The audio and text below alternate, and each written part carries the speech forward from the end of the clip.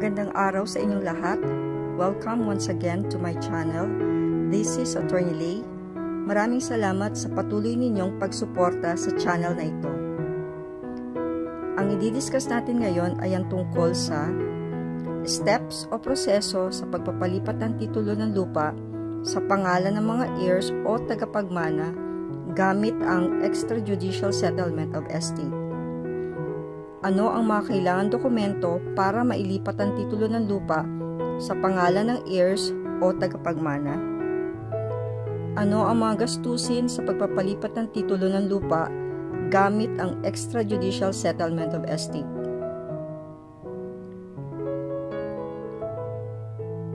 Sa pagpapalipat ng titulo sa mga heirs o tagapagmana, ang unang step ay ang paggawa ng extrajudicial settlement of estate. Ang extrajudicial settlement of estate ay isang dokumento na ginagawa para mailipat ang ari-arian ng isang yumao sa kanyang mga heirs o yung tinatawag na tagapagmana. Hindi na ito kailangang pandumaan sa korte dahil nagkakasundo ang mga heirs patungkol sa hatian o distribution ng estate ng yumaong tao. Sa sitwasyon na ang isang heirs o tagapagmana ay nais ibigay ang kanyang parte sa isang heirs o sa ibang tao, ang dokumentong gagamitin ay yung tinatawag na extrajudicial settlement of estate with waiver. Sa sitwasyon naman na yung mga heirs ay nais ibenta ang kanilang parte sa ibang tao, ang dokumentong kailangan maisagawa ay ang tinatawag na extrajudicial settlement of estate with deed of sale. Ano ang mga halimbawa ng mga ari-arian? Ito ay ang personal property tulad ng jewelry, sasakyan, shares of stock, savings o cash deposit sa bangko.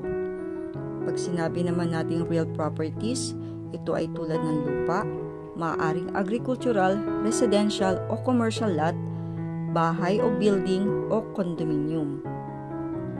Ano ang mga detalye na dapat nakasaad sa extrajudicial settlement of estate?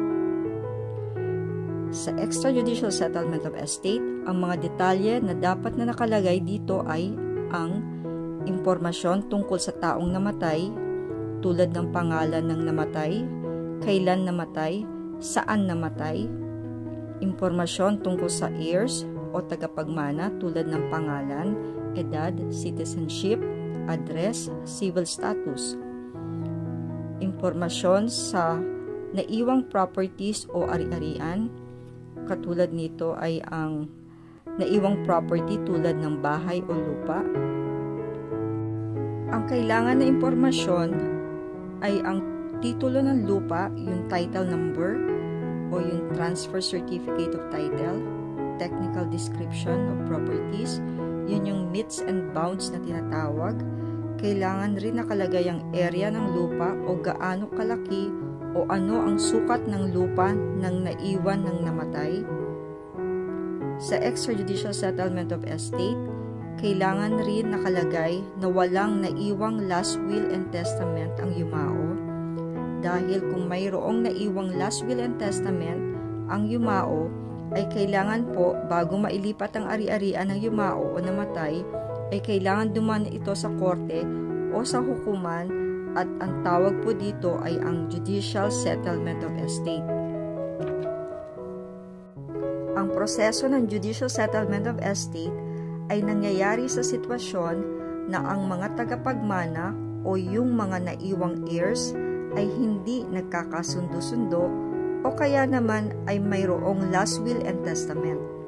So, kailangan dumaan muna sa proseso ng judicial settlement of estate at kailangan na mag-file ng petition for probate of will at kailangan ipa-approve ang last will and testament sa korte bago ma-distribute ang mga ari-arian sa mga heirs o tagapagmana. Ano pa yung mga bagay na kailangan nakalagay sa extrajudicial settlement of estate? Sa extrajudicial settlement of estate, ay kailangan rin na nakalagay na walang pagkakautang ang yumao at ang mga tagapagmana ay nasa sapat na gulang o legal na edad at sila ay nagkakasundo sa distribusyon o hatian ng property ng yumao.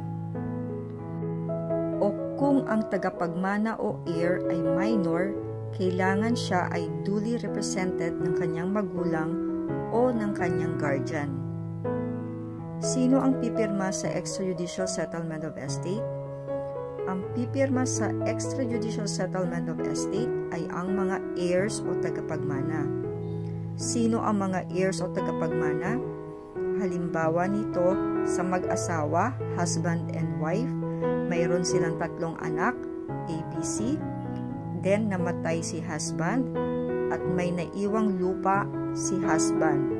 So, sino ang tagapagmana ni husband? Ang tagapagmana ni husband o yung tinatawag na compulsory heirs ay ang misis o wife at ang kanyang 3 anak. So, si wife at yung 3 anak ang pipirma sa extrajudicial settlement of estate. Isa pang halimbawa, kung namatay na pareho ang mag-asawa, husband and wife, parehong namatay, meron silang mga anak, 3, halimbawa ABC, at mayroon silang naiwan na ari-arian tulad ng lupa. So, ang heirs o tagapagmana ay yung 3 anak. Isa pang halimbawa ay ang namatay ang isang tao na single, walang anak o walang asawa. Ang tagapagmana niya ay ang kanyang mga magulang kung buhay pa. Kung hindi naman, ang tagapagmana niya ay yung kanyang mga kapatid. So, sino pa ang kailangan pumirma sa extrajudicial settlement of estate? Kailangan rin na may 2 witnesses na pipirma sa extrajudicial settlement of estate. Ang extrajudicial settlement of estate ay kailangan rin na nakanotaryo. Ang mga heirs kasama ng kanilang 2 witnesses o 2 testigo ay kailangang pirmahan ang nasabing extrajudicial settlement of estate sa harap ng notaryo publiko at panumpaan na voluntaryo ninyong naunawaan at ginawa at pinirmahan ang nasabing dokumento. At kailangan rin na magdala kayo ng valid IDs tulad ng passport, senior citizen, driver's license o postal ID. So, magkano ang fees sa paggawa at notaryo sa extrajudicial settlement of estate? Ang notarial fee para sa extrajudicial settlement of estate ay usually cost more or less 1% of the value of the property. So, ang pangalawang step ay ang publication. Ito ay once a week for 3 consecutive weeks in a newspaper of general circulation. Ang cost sa pagpapapublish ng extrajudicial settlement of estate ay more or less 2,000 to 3,000.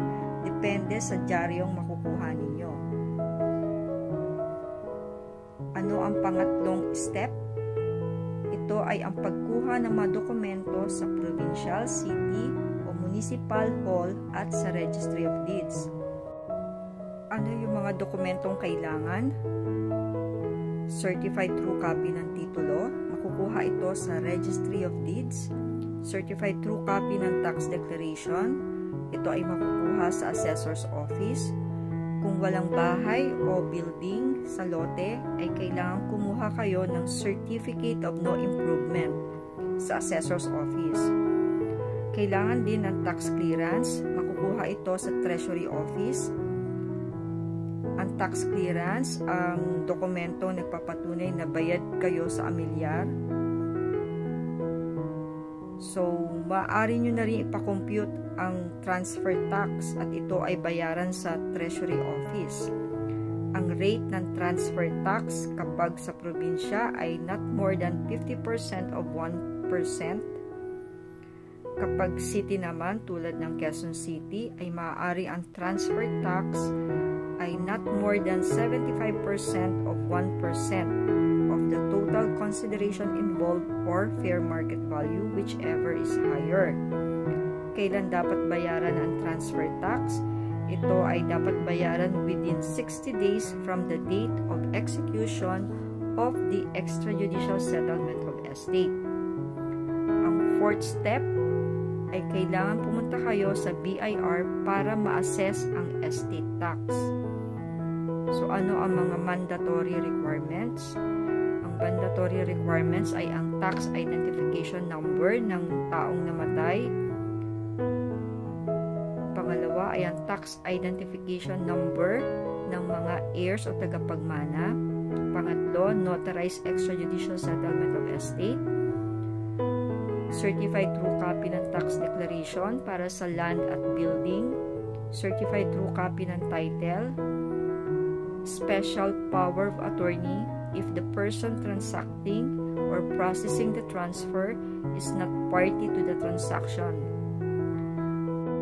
Iba pang dokumento na maaaring hilingin sa inyo ng BIR tulad ng transfer tax receipt, affidavit kung meron mang discrepancy sa inyong mga dokumento, o kung kaya naman apostille kung ang signatory ay nasa abroad. Ang panglimang hakbang ay ang assessment ng BIR.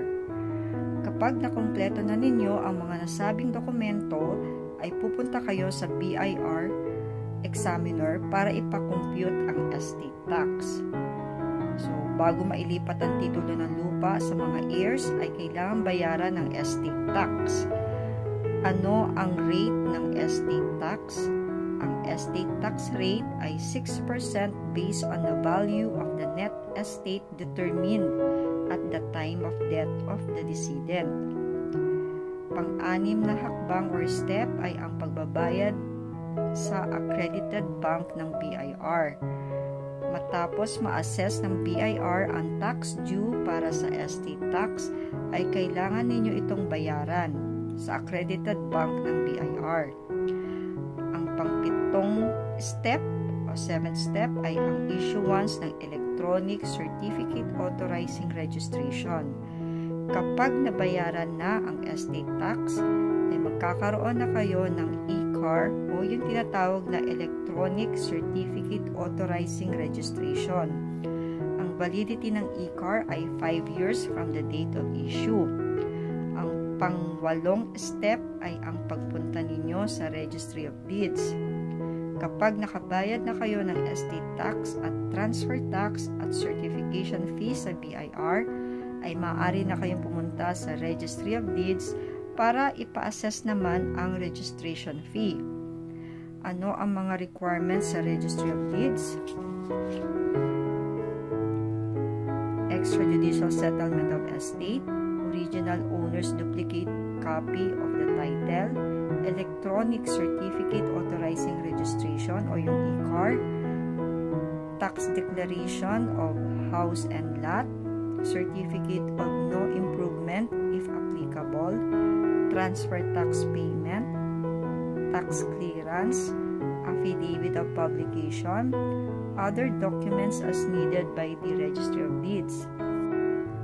Kapag nabayaran na ang registration fee, ay maghihintay po kayo ng mga ilang buwan bago ma-release ang titulo sa pangalan ng heirs o tagapagmana, usually 1 to 2 months.